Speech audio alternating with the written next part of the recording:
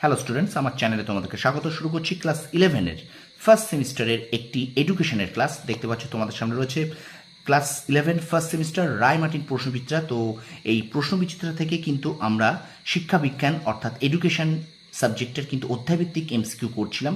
তো অবশ্যই কিন্তু প্রথম থেকে শেষ পর্যন্ত ক্লাসটা দেখবে। আজকে কিন্তু আরও একটি রায়মার্টিন প্রশ্নবিচিত্রা থেকে ক্লাস 11 ফার্স্ট সেমিস্টারের এডুকেশনের অধ্যায়ভিত্তিক এমসিকিউ ক্লাস নিয়ে এসেছি। তো আজকে কিন্তু এমসিকিউ ক্লাস হবে অধ্যায়ভিত্তিক 2 নম্বর ক্লাস, ঠিক আছে? তো চলো শুরু করি ক্লাসটি কথা না বাড়িয়ে।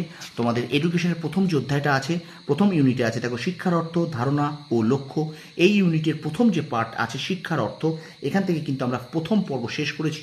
দেখতে পাচ্ছ প্রথম পর্ব এখানে আছে। আমি প্রত্যেকটা ক্লাস আমি তোমাদেরকে ধরে ধরে করাচ্ছি। ভীষণ ভীষণ গুরুত্বপূর্ণ আমার এই ক্লাসগুলোকে, ঠিক আছে?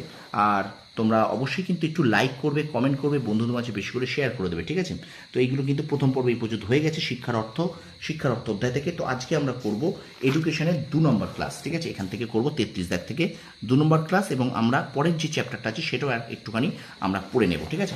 তো চলো শুরু করি ক্লাসটি। দেখো ক্লাস 11 ফার্স্ট সেমিস্টার রায়মার্টিন প্রশ্নবিচিত্রা থেকে এডুকেশনের অধ্যায়ভিত্তিক এমসিকিউ ক্লাস পর্ব 2। দেখো প্রথমে দেখো স্তম্ভ মেলাও আছে। এখানে হবে 1-এর বি, 2-এর এ, 3-এর ডি, 4-এর সি। কি বললাম? 1-এর বি, 2-এর এ, 3-এর ডি, 4-এর সি।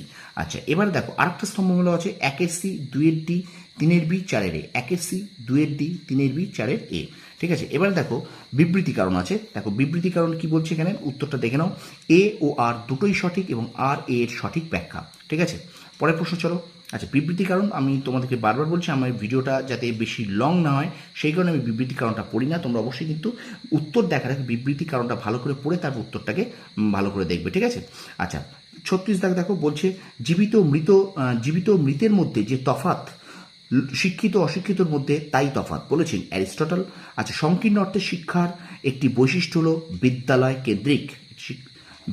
পরের প্রশ্ন, সংকীর্ণ অর্থে শিক্ষার বৈশিষ্ট্য হলো পরীক্ষা কেন্দ্রিক, ঠিক আছে? আচ্ছা, পরের প্রশ্ন দেখো, স্বর্ণথলির তত্ত্বটি প্রযুক্ত হয় সংকীর্ণ অর্থে শিক্ষায়। আচ্ছা, সংকীর্ণ অর্থে শিক্ষায় শিক্ষক ও শিক্ষার্থীর সম্পর্ক হলো দাতা গ্রহীতার। ব্যাপক অর্থে শিক্ষা ও ড্যাশ সমার্থক, জীবন সমার্থক। আচ্ছা, প্রাচীন ভারতে শিক্ষা হলো ধর্মকেন্দ্রিক। ড্যাশকে ভারতের আধুনিক শিক্ষার জনক বলা হয়। উত্তর হবে মেকলেকে। সংকীর্ণ অর্থে শিক্ষার ড্যাশ প্রক্রিয়া, একমুখী প্রক্রিয়া। আচ্ছা, শিক্ষার অর্থ সম্পর্কে সঠিক ক্রমটি সাজাতে বলেছে এখানে। তো এখানে কি হবে? জ্ঞান, বাস্তববোধ, প্রয়োগ ক্ষমতা, ডিগ্রি অর্জন, ঠিক আছে? যদি অর্থ অনুযায়ী সাজাও এটাই হবে জ্ঞান, বাস্তববোধ, প্রয়োগ ক্ষমতা, ডিগ্রি অর্জন। আচ্ছা, এখানে আরেকটা দেখো 45 থেকে দেখো বিবৃতি কারণ বলেছে এ ও আর দুটোই সঠিক এবং আর এর সঠিক ব্যাখ্যা, ঠিক আছে? আচ্ছা, তারপর দেখো শিক্ষাই জীবন এবং জীবনী শিক্ষা কে বলেছেন? ডিউই বলেছেন। আচ্ছা, এবার আরেকটা দেখো শিক্ষাক্ষেত্রের বিকাশের সঠিক পর্যায়টি সাজাও দৈহিক, মানসিক, বৌদ্ধিক, সামাজিক। কি বললাম? দেখো শিক্ষাক্ষেত্রে বিকাশের সঠিক পর্যায়টি হলো দৈহিক, মানসিক, বৌদ্ধিক, সামাজিক। স্টুডেন্টস একটু বেশি করে শেয়ার করবে, লাইক করবে, কমেন্ট করবে, আর আমার চ্যানেলে নতুন হলে অবশ্যই কিন্তু চ্যানেলকে সাবস্ক্রাইব করো, পাশে থাকা বেল আইকনে প্রেস করে দাও। কারণ আমি কিন্তু ক্লাস 11 ফার্স্ট সেমিস্টারের জন্য কিন্তু রায়মার্টিন প্রশ্নবিচিত্রা থেকে ইতিহাস, বাংলা, ভূগোল, দর্শন, এডুকেশন এই সাবজেক্টগুলো কিন্তু আমি অধ্যায়ভিত্তিক এমসিকিউ ক্লাস করাচ্ছি, এবং আমি কিন্তু এরপরে মডেল সেটও করাবো প্রত্যেকটা সাবজেক্টে, ঠিক আছে? তো অবশ্যই কিন্তু লাইক, কমেন্ট, শেয়ার করবে, আর অবশ্যই কিন্তু আমার চ্যানেলটাকে সাপোর্ট করবে, আর অবশ্যই কিন্তু তোমরা একটুখানি সাবস্ক্রাইব করে পাশে থাকা বেল আইকনে প্রেস করে রাখবে।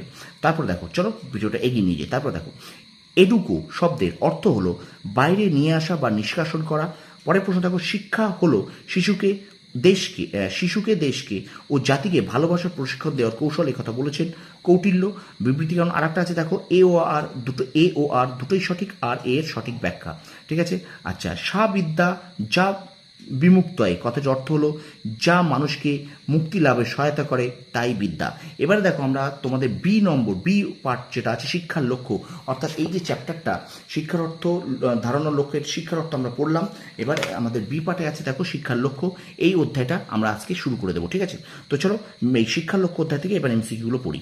দেখো, মানুষকে উপার্জনক্ষম করে তোলাই শিক্ষার লক্ষ্য। শিক্ষার এই প্রকার লক্ষ্যকে বলা হয় বৃত্তিমূলক শিক্ষা। প্রাচীন ভারতের শিক্ষার মূল লক্ষ্য ছিল মোক্ষ লাভ। আচ্ছা, পরের প্রশ্ন দেখো অনুরূপ প্রশ্ন। প্রাচীন ভারতের শিক্ষার মূল লক্ষ্য ছিল পরম সত্তাকে উপলব্ধি করা। আচ্ছা, এবারে আরেকটা স্তম্ভ মেলা আছে দেখো 1-এর সি, 2-এর ডি, 3-এর বি, 4-এর এ। 1-এর সি, 2-এর ডি, 3-এর বি, 4-এর এ। আচ্ছা, ডেমোক্রেসি কথার অর্থ হলো জনগণের শাসন। আচ্ছা, ডেমোক্রেসি অ্যান্ড এডুকেশন গ্রন্থের রচয়িতা জন ডিউই, ঠিক আছে, পরের প্রশ্ন দেখো, শিক্ষার প্রধান লক্ষ্য হলো চরিত্রকে বলিষ্ঠ ও কর্মঠ করা, উক্তিটি বলেছেন রবীন্দ্রনাথ ঠাকুর। পরের প্রশ্ন, ডিউইর মতে শিক্ষার প্রধান উদ্দেশ্য হলো সামাজিক বিকাশ। অনুর প্রশ্ন, ডিউইর মতে শিক্ষার লক্ষ্য হলো সমাজতান্ত্রিক। পরের প্রশ্ন, শিক্ষার লক্ষ্য পরিবর্তনশীল কারণ সমাজ পরিবর্তনশীল। এবং আজকের 2 নম্বর ক্লাসের শেষ প্রশ্ন দেখো, এখানে বলেছে স্তম্ভ মেলাও, উত্তর হবে 1-এর ডি, 2-এর সি, 3-এর বি, 4-এর এ। 1-এর ডি, 2-এর সি, 3-এর বি, 4-এর এ। ঠিক আছে, তো এই পর্যন্ত আমরা আজকে ক্লাস 11 ফার্স্ট সেমিস্টার রায়মাটির প্রশ্নবিদ্যা থেকে কিন্তু এডুকেশনের অধ্যায়ভিত্তিক এমসিকিউ ক্লাসের 2 নম্বর পর্ব শেষ করলাম। ভিডিওটা লাইক করো, কমেন্ট করো, বন্ধুদের মাঝে বেশি করে শেয়ার করো।